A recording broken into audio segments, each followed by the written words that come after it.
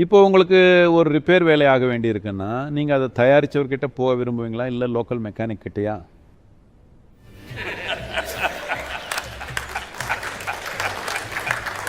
இந்த உடம்புக்குள்ளே இருக்கிற எல்லாமே உள்ளே இருந்து தான் உருவாக்கப்பட்டிருக்கு. அப்படி இருக்கும்போது இதால் உள்ளே இருந்தே சரி பண்ணிக்க முடியாதா? இன்டர்நெட்டில் நேரலையில் பார்த்துட்டு இருக்கிற ஆயிரக்கணக்கான மக்கள் எல்லாரும் தெரிஞ்சுக்க விரும்புறது நல்ல ஆரோக்கியத்துக்கு ஏதாவது ப்ரிஸ்கிரிப்ஷன் இருக்கா? ஆன்மீகம், யோகா, தியானம், இப்படி ஏதாவது? ஏன்னா மற்றவங்க உடம்பு சரியில்லாதப்போ அவங்களுக்காக நீங்கள் செஞ்ச சில அசாத்தியமான விஷயங்களை பார்த்துருக்கேன். ஆனால் அதை விட முக்கியமாக உங்கள் உடம்பு சரியில்லாமல் போனப்போ எந்த டாக்டராலேயோ எந்த மெடிக்கல் டிக்ஷனரியாலேயோ எந்த மருத்துவ குறிப்புகளாலேயோ அதை கண்டுபிடிக்க முடியல. அப்போது ஆரோக்கியமாக இருக்க வேற ஏதோ ஒன்று இருக்கா? ஒரு புத்தகத்தில் படித்தேன். அருந்ததி உங்கள் வாழ்க்கை வரலாற்று புத்தகத்தில் ரொம்ப அழகாக எழுதியிருக்காங்க. என்னன்னு கண்டுபிடிக்கவே முடியாத ஒரு நோய் உங்களுக்கு இருந்து அப்புறம் அதை நீங்களே குணப்படுத்திக்கிட்டீங்க. பாருங்க, உங்கள் எல்லாருக்கும் உங்கள் ஆரோக்கியத்தை பற்றி இதே கேள்வி இருக்கும்னு நம்புகிறேன். இன்னைக்கு நம்மளை பார்த்துட்ருக்கிற எல்லாரும் யோசிப்பாங்க, டாக்டர் ரெட்டி இந்த கேள்வியை கேட்காம போயிட்டாருன்னா.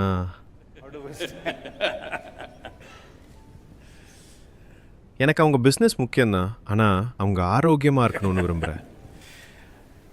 விஷயம் என்னன்னா, இந்த உடம்பை நாம் உள்ளே இருந்து தான் உருவாக்கணும். அப்போது இந்த உடம்பை தயாரித்தவர் உள்ளே தான் இருக்கார். இப்போது உங்களுக்கு ஒரு ரிப்பேர் வேலை ஆக வேண்டி இருக்குன்னா நீங்கள் அதை தயாரித்தவர்கிட்ட போக விரும்புவீங்களா இல்லை லோக்கல் மெக்கானிக் கிட்டயா?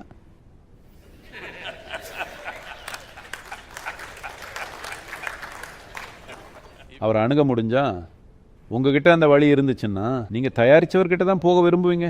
அந்த வாய்ப்பு போயிடுச்சுன்னா அப்புறம் இதையும் அதையும் சரி பண்ண லோக்கல் டிங்கர்கிட்ட தான் போகணும். இப்போது இருக்கிற மாதிரி மெடிக்கல் சயின்ஸ் மட்டும் இல்லாமல் இருந்திருந்தா இப்போது இங்கே உட்கார்ந்துருக்கிற பாதி பேர் உயிரோடவே இருக்க மாட்டாங்கன்னு சொல்லுவேன். ஆமாம், ஏன்னா 1947 ஒரு இந்தியரோட சராசரி ஆயுட்காலம் 28 வயசு தான். இன்றைக்கி அது 64 வயசாக உயர்ந்திருக்கு.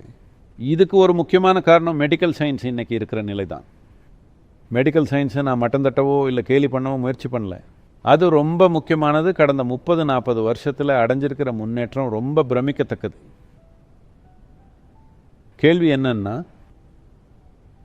இந்த உடம்பை உருவாக்குற அந்த மூலத்தை உங்களால் அணுக முடிஞ்சா கண்டிப்பாக இந்த உடம்புக்குள்ளே நீங்களே உருவாக்குற எல்லா பிரச்சனையும் உங்களால் சமாளிக்க முடியும். இப்போது நோய்களில் 2 வகை இருக்குது. தொற்று வியாதிகள், அப்புறம் நாட்பட்ட வியாதிகள். வெளியில் இருந்து ஏதோ ஒரு கிருமி நம்ம உடம்புக்குள்ளே நுழையிறதுனால தான் தொற்று வியாதிகள் வருது. அதுக்கு நீங்கள் டாக்டர்கிட்ட தான் போகணும். அதை தியானம் பண்ணி சரி பண்ண பார்க்காதீங்க.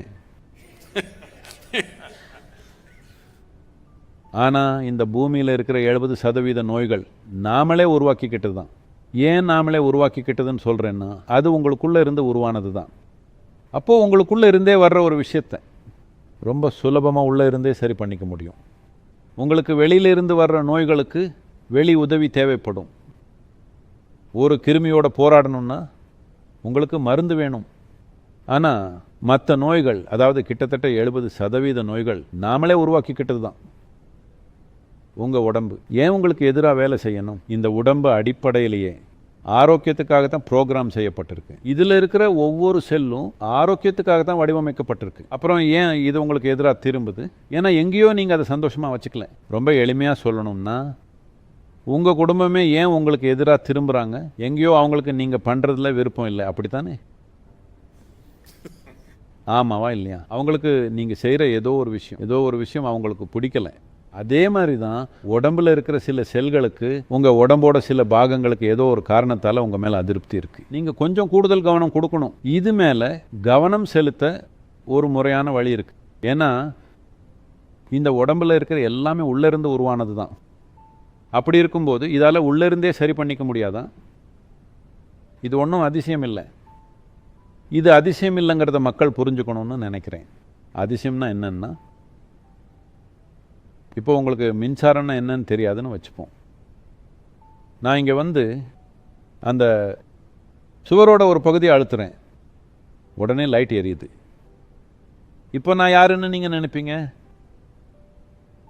ஒருவேளை ஒரு 1000 வருஷத்துக்கு முன்னால் என்கிட்ட ஒரு செல்ஃபோன் இருந்திருந்தா, நான் அந்த செல்ஃபோனை வெளியே எடுத்து அமெரிக்காவில் இருக்கிற யார் கூடயாவது பேசினா நீங்கள் என்ன கடவுள்னு நினைப்பீங்க இல்லையா? அப்போது அதிசயம்னா என்னன்னா, எது உங்களுக்கு புரியலையோ, எது உங்கள் அறிவுக்குள்ளேயும் தர்க்க ரீதியான பார்வைக்குள்ளேயும் அடங்கலையோ, அது உங்களுக்கு அதிசயமாக தெரியுது. உங்கள் லாஜிக் வளர வளர 100 வருஷத்துக்கு முன்னால் அதிசயமாக இருந்த எத்தனையோ விஷயங்கள் இன்றைக்கி நம்ம அன்றாட வாழ்க்கையில் ரொம்ப சாதாரணமான விஷயங்களாக ஆயிடுச்சு இல்லையா? அப்படித்தானே? அதனால் இது ஒன்றும் அதிசயம் இல்லை. நீங்கள் கட்டமைக்கப்பட்ட விதத்தை பற்றின ஒரு ஆழமான புரிதல் தான்.